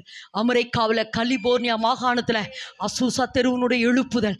அந்த ஜோசப் செய்முர் அப்படியே பாட அவரும் அப்படியே பரலோகம் இணைஞ்சிரும். பூமியும் பரலோகம் இணைய அந்த எல்லையெல்லாம் அப்படியே பரிசுத்த ஆவியானவர் ஆட்கொண்டிருப்பார். அப்போ என்ன நடக்குன்னா, ஜோசப் செய்முர் ஒருவேளை கால் இல்லாமல், கை இல்லாமல், கண் இல்லாமல் இருந்தா அவர்களை பார்த்து, உன் கண் திறக்கப்படட்டுனா கண் திறக்கப்படும். உன்னுடைய கால்கள் வளருதுன்னா எல்லாரும் பார்க்குற அளவுக்கு வளர்ந்துருக்குது. அந்த கட்டையை எப்படி சொல்லுவாங்க, அந்த கம்பு ஊனிட்டு வந்தவங்களெல்லாம், கை கால் இல்லாதவங்களெல்லாம் உன் கால் வளரட்டும்னு சொன்ன பொழுது அதை என்ன செய்தா? கால்கள் தன்னால் வளர்ந்தது. இதை விட முக்கியமானது ஒரு சாட்சி என்னன்னா, ஒரு அம்மாவுக்கு கேன்சர் வியாதி. கேன்சர்னால அவங்க ரொம்ப பலகீனமாகி மெலிந்து போயிட்டாங்க.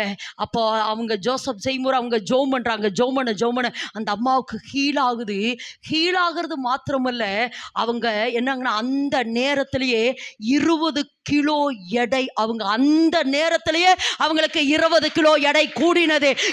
ஏன்னா அந்த பரிசுத்த ஆவியானோட சுவாசம் உள்ள போக போக போக, அப்ப இன்னைக்கு கர்த்தர் என்ன சொன்னார்? வாழ்க்கையில பரிசுத்த ஆவியானவரை அதிகமா அதிகமா அதிகமா அதிகமா அதிகமா ஆமென் என்று சொல்லலாமா?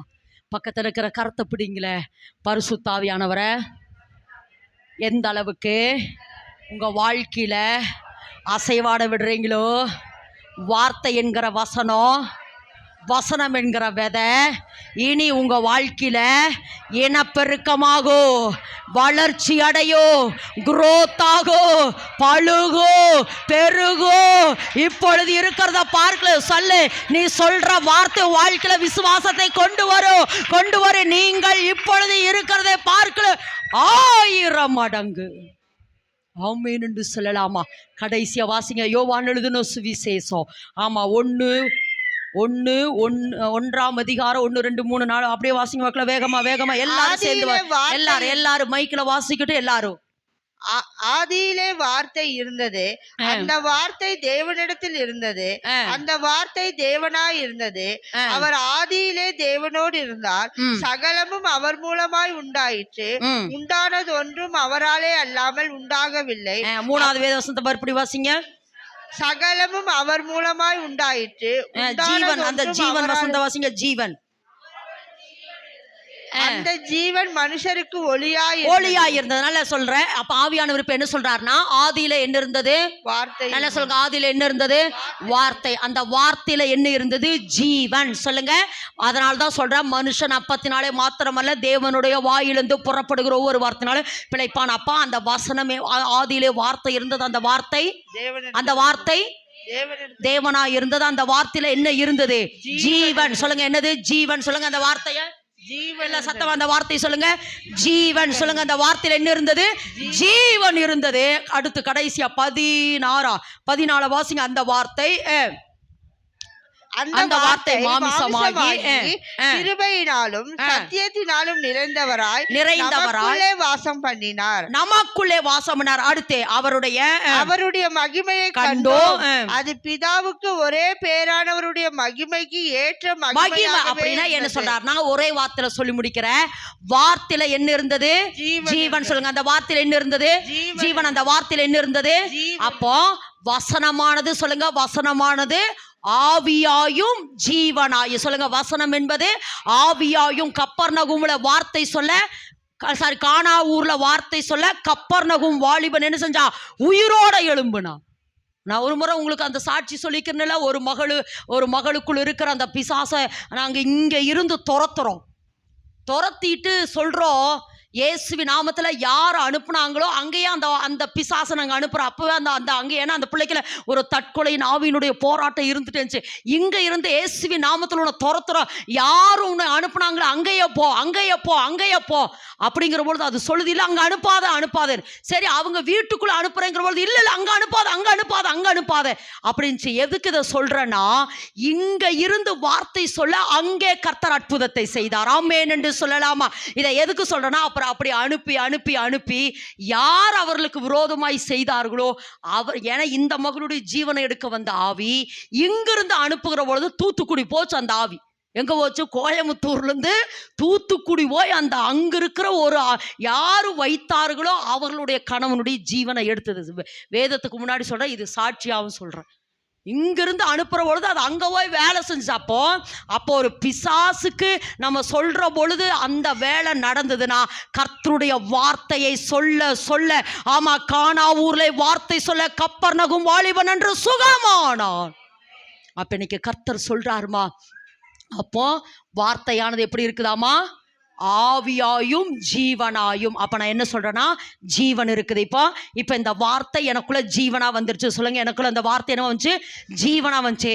இப்போ இந்த ஜீவன் ஆவியானவர் என்மேல் அசைவாட அசைவாட அசைவாட அது பெருகுது. சொல்லுமா, நல்லா சொல்லுவா, பெருகுது பெருகுது என் வாழ்க்கையில. இனி இனி அப்ப கர்த்தர் இன்னைக்கு சொல்றாரு, எந்த அளவுக்கு ஆவியானவரை உன் வாழ்க்கையில அசைவாட அசைவாட அசைவாட வைக்கிறீங்களோ அந்த அளவுக்கு ஆவியானவர் உங்களுக்குள் வேலை செய்ய வேலை செய்ய வேலை செய்ய அந்த வார்த்தையானது ஜீவனாகி விதையாகி அந்த வார்த்தை 30, 60, 100 பலன் கொடுக்க போறது. நல்ல அந்த வார்த்தையினுடைய வல்லமை இனிய வாழ்க்கையில வெளியரங்கமாக. இனி வார்த்தை அப்படியே செத்து போகாது, அந்த விதை செத்து போகாது, வசனம் செத்து போகாது. இனி இந்த வசனம் கிரியை செய்யும். ஆனா ஒண்ணு, நீங்க பேசிட்டே இருக்கணும். கர்த்தர் இப்படி சொன்னாரு, கர்த்தர் இந்த வசனம் எனக்குள்ள அதுக்குனால தான் சொல்றது, ஒரு பக்கம் வசனத்தை பேசுங்க, இன்னொரு பக்கம் என்ன செய்யணும்? ஒரு பக்கம் வசனத்தை பேசணும், இன்னொரு பக்கம் அந்நிய பாஷையில பேசணும். ஒரு வசனம் இருக்கும்ல, சங்கீதம் 130 வசனம் அந்த புது சிருஷ்டி உண்டு பண்ணும். சங்கீதம் 100 வாசிமா தேங்க்யூ. அவர் வசனத்தை அனுப்புவதா? வாசிமா. நீர் உம்முடைய ஆவியை அனுப்பும் போது அவைகள் சிருஷ்டிக்கப்படும். நீர் பூமியின் ரூபத்தையும் புதிதாக்குகிறீர். பூமியின் ரூபத்தை அவர் என்ன செய்யறாரா? புதிதாக்குறார். நல்லா நல்லா சொல்லுங்க அந்த வசனத்தை எல்லாரும் மறுபடியும் சேர்ந்து வாசிப்போம். சங்கீதம் 104:30 வாசிமா. எல்லாரும் அந்த வசந்த வாசிங்க. ஜோ முடிக்க போறோம். நீர் உம்முடைய ஆவியை அனுப்பும் போது, நீர் உம்முடைய வார்த்தை அனுப்பும் போது அவைகள் சிருஷ்டிக்கப்படும். நீர் பூமியின் ரூபத்தையும் புதிதாக்குகிறீர். அதாவது பூமியின் ரூபத்தை நீங்க என்ன செய்யுங்க? புதிதாக்குறீங்க. அப்ப இயேசுவின் நாமத்துல வீட்டுக்குள்ள வசனத்தை பேசுறேன். என் வீட்டுக்குள் சந்தோஷம் உண்டாகட்டும். சொல்லுமா, என் வீட்டுக்குள்ள சமாதானம் உண்டாகட்டும், என் வீட்டுக்குள்ள சுகம் உண்டாகட்டும், என் வீட்டுக்குள்ள ஆரோக்கியம் உண்டாகட்டும். ஆமா, கணவன் மனைவிக்குள்ள ஒரு ஒற்றுமை உண்டாகட்டும், பெற்றோர் பிள்ளைகளுக்குள்ள ஒரு ஒற்றுமை உண்டாகட்டும். இயேசுவின் நாமத்துல இனி நான் தரித்திரத்துல இருக்க மாட்டேன். இனி நான் என்ன செய்ய மாட்டேன்? ஆமா, பிரச்சனைக்குள்ள இருக்க மாட்டேன், வியாதிகளுக்குள்ள இருக்க மாட்டேன். சாத்தானை என் மேல இருந்து கையை எடு. இந்த வசனம் எனக்குள் இனி வீட்டுக்குள் கிரியை செய்யும், கிரியை செய்ய கிரியை செய்ய. அந்த வசனம் வல்லமை வல்லமை வல்லமை வல்லமை வல்லமை. அதாவது உங்க வீடு இப்ப இருட்டா இருக்குது. எப்படி இருக்குது உங்க வீடு? இயேசுவின் நாமத்துல இருட்டே வெளியவோ, இயேசுவின் நாமத்துல இருட்டே வெளியவோ, இயேசுவின் நாமத்துல இருட்டே வெளியவோ அப்படின்னு சொல்லணுமா? என்ன பண்ணலாம்? ஒரு மெழுகுவர்த்தியை கொண்டு போய் வீட்டுக்குள்ள வச்சேன்னா போதுமா? அந்த வெளிச்சத்தானா? அப்ப வசனமாகிய வெளிச்சத்தை, வேதமே வெளிச்சம், வேதமே வெளிச்சம். அந்த வசனமாகிய வேதத்தை வீட்டுக்குள்ள பேசிட்டே இரு. அந்த வசனம் வீட்டுக்குள்ள உலாவ வீட்டுக்குள்ள போராடுற இருளின் அதிகாரம், மாந்திரிக வல்லமை, பில்லி சூனிய வல்லமை, செய்வின வல்லமை, எல்லா இருள்களும் எல்லையை விட்டு வெளியேறுது. ஆமென் என்று சொல்லலாமா? அப்ப இன்னைக்கு கர்த்தர் சொல்றாரு, வார்த்தையின் வல்லமை இனி வாழ்க்கையில வெளிவட போகுது. 1. 2வது, வார்த்தை இனி ஜீவனா மாறுது. இனி வார்த்தை கனி கொடுக்குது. இனி வார்த்தை இனப்பெருக்கமாகுது. இனி வார்த்தை வளருது. இனி அந்த வார்த்தை இயேசுவின் நாமத்துல பூத்து காய்த்து உலகத்தை பலனால நிரப்ப போகுது. ஆமென் என்று சொல்லலாமா? அதுக்கு 1, விசுவாசத்தோட செயல்படுங்க. 2வது, டெய்லி நீங்க என்ன செய்யணும்? ஆவியில. சொல்லுங்க, ஆவியில. பென்னிகின் அவங்களுடைய கூட்டத்தில் எல்லாம் பெரிய மிராக்கள் நடந்ததுக்கு காரணம் என்னன்னா, அவர் அந்த ஆவியில நிரம்பி ஜெபிச்சு ஒரு நாள் அவர் ஆவியில நிரம்பி ஜெபிச்சுட்டு என்ன செய்யறாரா? அவர் வீட்டு மாடியிலிருந்து ஸ்டெப்ல இறங்கிட்டு இருக்கிறாரு. அப்ப அவங்க அம்மா என்ன செஞ்சாங்கன்னா, கூட்டிட்டு இருந்தாங்க. அப்ப என்ன நடந்ததுன்னா, அவரை ஸ்டெப்லேருந்து இறங்கி வருகிற பொழுது இந்த அம்மா தூக்கி வீசப்பட்டாங்க. அவருடைய தாய் தூக்கி வீசப்பட்டாங்க. காரணம் என்னன்னா, அந்த பரிசுத்தாவியானவருடைய வல்லமை. கேத்ரின் குல்மான், இதெல்லாம் நான் அடிக்கடி உங்களுக்கு சொல்லியிருக்கிறேன். எதுக்கு தெரியுமா? பரிசுத்தாவியானவருடைய நிறைவு. ஒரு நாள் இவர் மீட்டிங்காக பரிசுத்தாவியில நிரம்பிச்சுட்டு அவர் கார்ல போறாரு. ஜிம்முன்னு நினைக்கிற அந்த மனுஷன் பேரு. அவர் என்ன செய்யறாங்க? கார்ல டிரைவ் பண்ணிட்டு இருக்கிறாரு. அவரால் டிரைவ் பண்ணவே முடியல. என்னால் உட்காரவே முடியல. அந்த பரிசுத்தாவியானுடைய நிறைவு என்ன செய்யுது? என்னை தள்ளுதுன்னு காரை திறந்துட்டு வெளியே போயிட்டார் அவர். என்னால் ஓட்டவே முடியல. நீ உட்கார்ந்து ஏன்னா அவர் அந்த அந்நிய பாஷையில, இதெல்லாம் நமக்கு தேவை. ஆமென் என்று சொல்லலாமா? ஆவியானவருடைய நான் என்ன சொல்றேன்னா, எரேமியா வார்த்தைகளை கிடைத்த உடனே உட்கொண்டதுக்கு காரணம் என்னன்னா, எவ்வளவோ பிரச்சனை வந்து, போராட்டம் வந்து, சோதனைகள் வந்தாலும் அவர் தோத்து போகாம கர்த்தர் கொடுத்த வேலையை முற்றிலும் நிறைவேறதுக்கு காரணம் என்ன தெரியுமா? அந்த வார்த்தையை வாங்கி கொண்டே இருந்தார். அந்த பிரசன்னத்தோட கனெக்ட் ஆகியிருந்தார். பரலோகத்தோட கனெக்ட் ஆக வார்த்தை அவரை பலப்படுத்திட்டே இருந்தது. அந்த வார்த்தை அவரை பலப்படுத்திட்டே கொண்டே இருந்தது. அதனால் தான் சொல்ற நம்முடைய வார்த்தைகள் கிடைத்தவுடனே அவைகளை உட்கொண்டேன். எல்லாரும் இருக்கிற இடத்துல எழுப்பி நிற்கலாமா? எல்லாரும் இருக்கிற இடத்துல எழுப்பி நின்று ஆண்டவரே இன்றைக்கு இன்றைக்கு இன்றைக்கு 2 காரியம். ஒன்று, விசுவாசத்தோட செயல்படுமா. ஒன்று, விசுவாசத்தோட செயல்படுங்க. ரெண்டாவது கர்த்தர் சொல்றாரு, ஓ எஸ், பரிசுத்த ஆவியானவர். இந்த கடைசி காலத்துக்கு வேற எதுவுமே தேவையில்லைம்மா. பரிசுத்த ஆவியானவர் கடைசிகள் ஆதி அப்போஸ்தல காலத்தை மறுபடியும் அதைவிட மேலானதுன்னு சொல்லியிருக்கிறார். அதைவிட மேலானதாய் கர்த்தர் பரிசுத்த ஆவியானவருடைய காலம் இது. பரிசுத்த ஆவியானவருடைய காலம் இது கடைசி காலம். இன்னும் ஒரு தடவை பூமியை அசைப்பேன் என்று தேவன் சொல்லியிருக்கிறார். அப்போஸ்தல காலங்களை விட பயங்கரமான ஒரு நாட்களுக்குள்ள நம்ம வரப்போகிறோம். அதுக்கு மெயினா பரிசுத்த ஆவியானவர் பூமியானது ஒழுங்கின்மையும் வெறுமையுமாய் இருந்தது. ஆழத்தில் இருள் இருந்தது. ஆவியானவர் ஜலத்தின் மேல் அசைவாடினார். அசைவாடினதற்கு பின்பு தேவன் வார்த்தையை பேச பேச வெளிச்சம் வந்தது, சூரியன் வந்தது, சந்திரன் வந்தது, கனிகள் உண்டாச்சு, தேவ சாயல் வந்தது. இன்னைக்கு அப்படியே ஒப்பு கொடுமா. ஆண்டவரே, மனதாரங்களை ஒப்பு கொடுக்கிறோம். ஒன்று, விசுவாசத்தோட செயல்படுறது. விசுவாசத்தோட, ஓ எஸ் லார்ட், விசுவாசத்தோட ரிக்கா தாடா ராபா